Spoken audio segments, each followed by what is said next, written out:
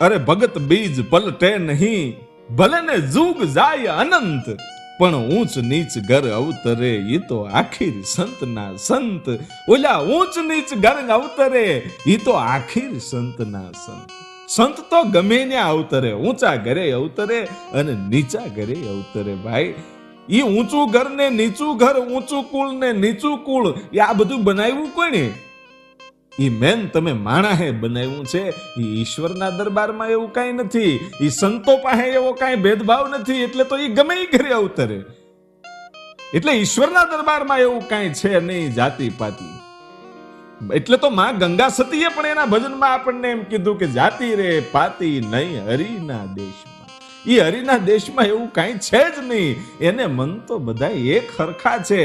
એટલે જ સંતો છે ઈ ધારે ઈ કરી શકે ને ખરેડા આભને ટેકા પણ દઈ શકે એટલું નહીં, પણ ધરતી અને આભના કડાને ઈ ખેઈને ભેગા પણ કરી શકે એવી તાકાત મારા ને તમારા ભારત દેશની અંદર એમ કહેવાય છે કે આપણા મહાપુરુષો છે, આપણા સંતો છે.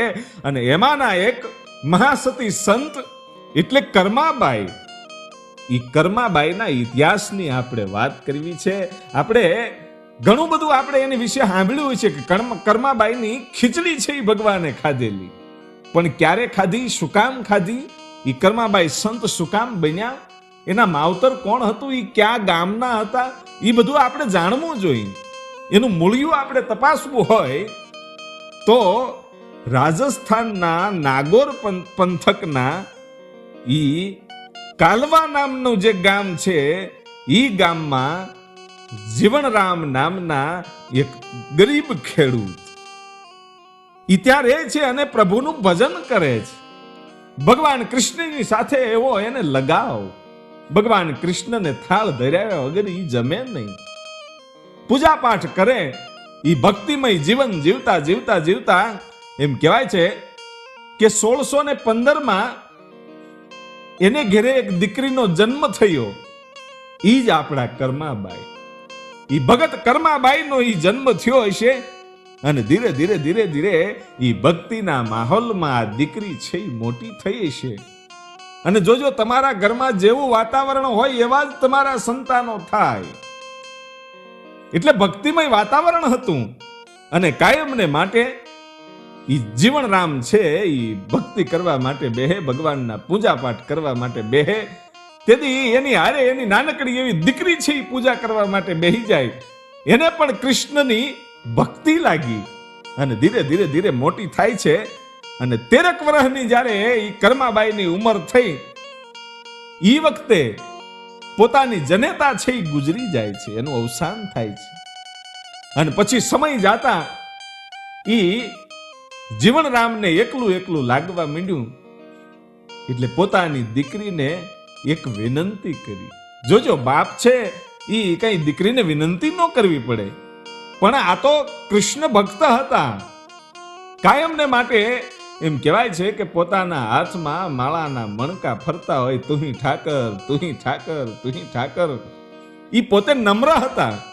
એટલે પોતાની દીકરી કર્માબાઈને એટલું કીધું કે બેટા, તારી માં વયા ગયા પછી મને ક્યાંય મન લાગતું નથી.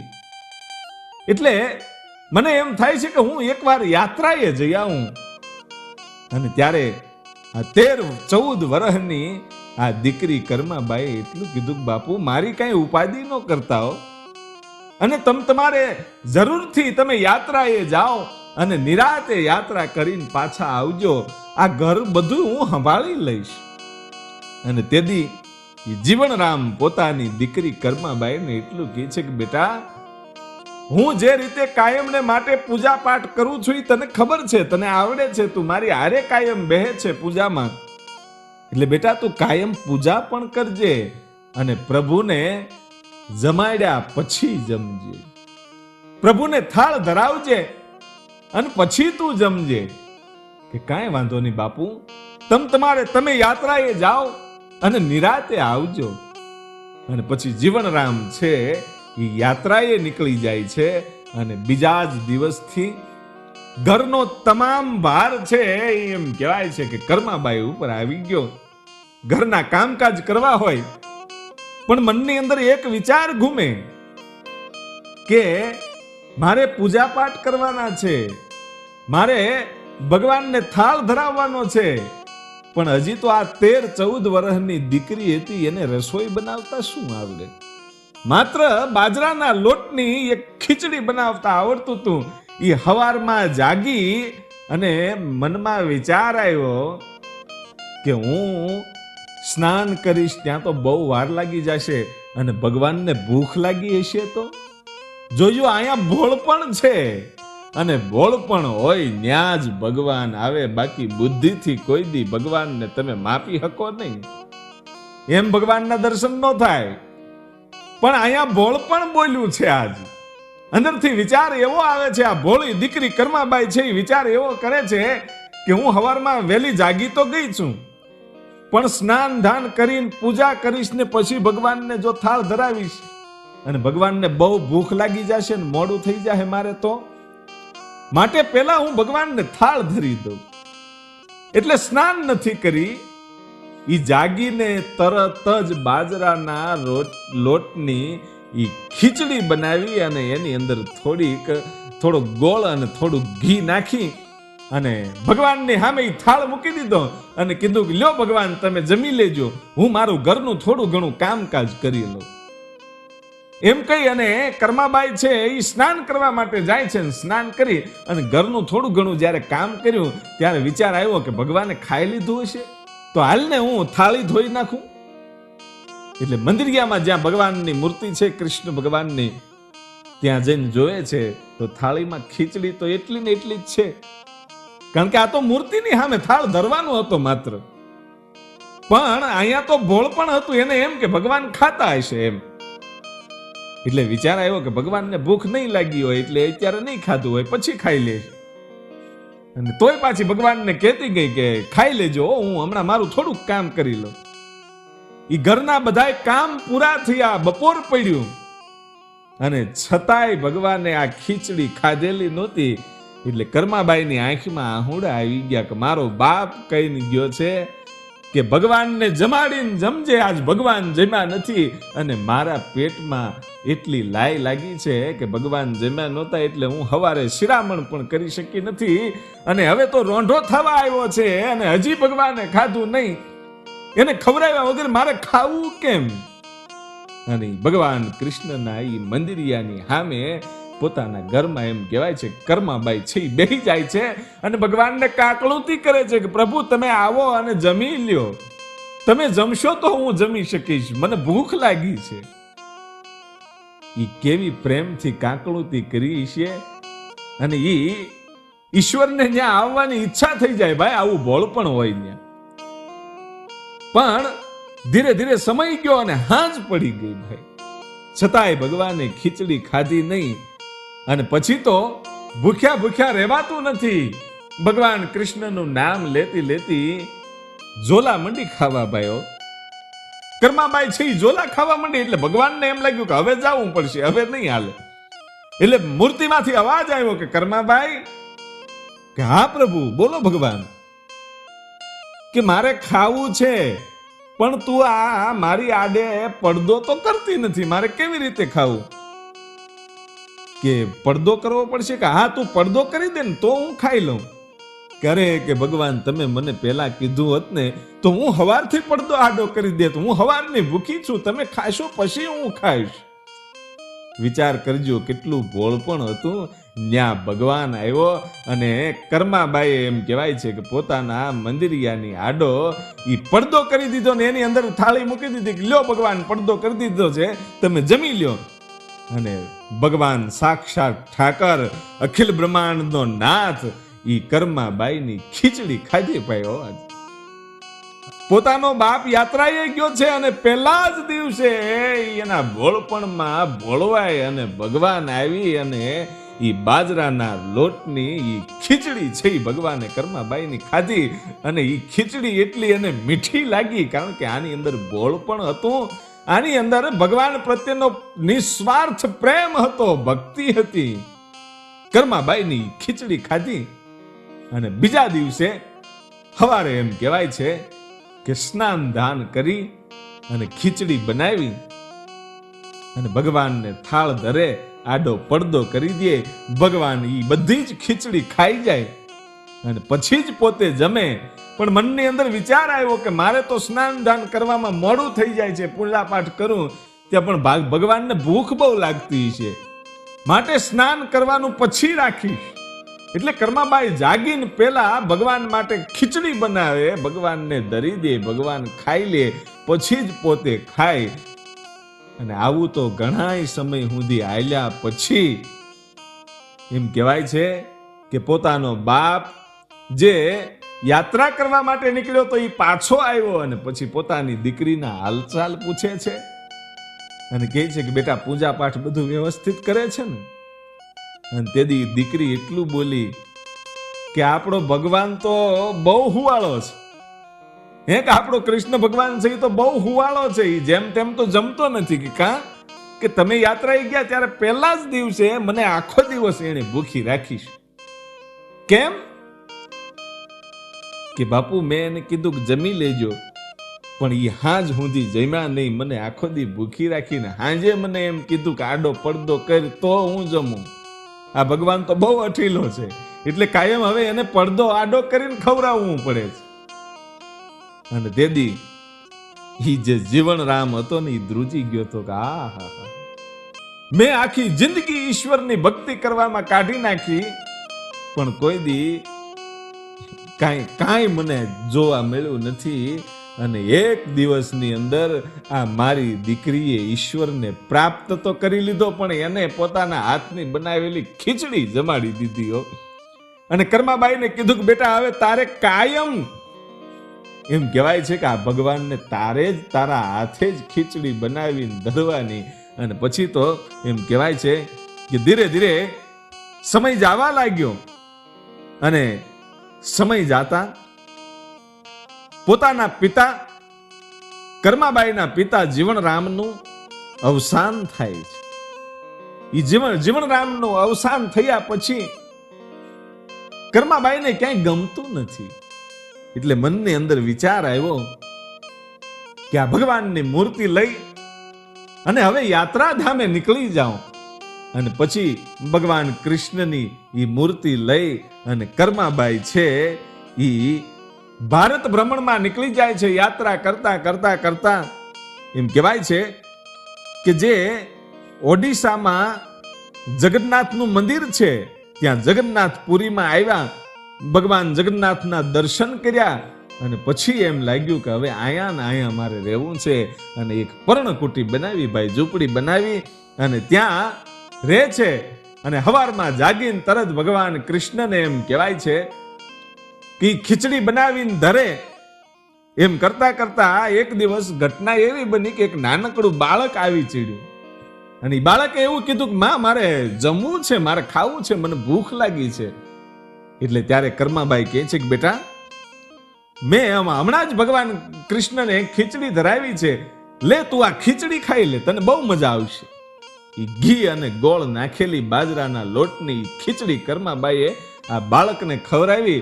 એટલે બાળક બહુ રાજી થયો અને એટલું કીધું કે માં હવે તો હું તારી ખીચડી ખાવા માટે કાયમ આવીશ, કે આવજે બેટા, દરરોજ આવજે, હું તને દરરોજ આ ખીચડી ખવડાવીશ.